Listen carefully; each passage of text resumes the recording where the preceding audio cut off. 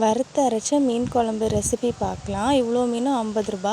வறுத்தரைக்கிறதுக்கு first எண்ணெயில் கடுகு, ஜீரகம், சோம்பு, வெந்தயம், ஓமம் இதெல்லாம் போட்டு வறுத்துக்கோங்க. அப்புறம் வெங்காயம், தக்காளி, கறிவேப்பிலை, தேங்காய், அப்புறம் மசாலாவுக்கு மல்லிப்பொடி, மிளகாப்பொடி, மஞ்சப்பொடி இதெல்லாம் போட்டு வறுத்து வச்சுக்கோங்க. இந்த ஸ்பைசஸ்லாம் நான் ஏன் போடுறேன்னா, நான் என்னோடய 11th மந்த் பேபிக்கு இப்போ ப்ரெஸ்ட் ஃபீட் பண்ணிகிட்ருக்கேன். அதனால தான் இந்த ஸ்பைசஸ் எல்லாம் போடுறேன். ஃபஸ்ட்டு ஆட் பண்ண ஸ்பைசஸ்லாம் தேங்காய்லாம் போட்டு நல்லா வறுத்ததுக்கப்புறம் அதை வச்சுட்டு நான் ஃபிஷ் க்ளீன் பண்ண போயிட்டேன். ஃபிஷ் க்ளீன் பண்ணுற டைமில் அதெல்லாம் ஆறிடும். வந்தோடனே அரைக்கலாம். அதனால தான் இவ்வளோ மீனும் 50 ரூபா.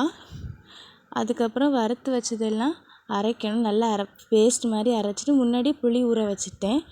அதுக்கப்புறம் இதில் இந்த கத்திரிக்காய், பச்சை கலர் கத்திரிக்காய் நாங்கள் ஆட் பண்ணுவோம். ரொம்ப டேஸ்ட்டாக இருக்கும்.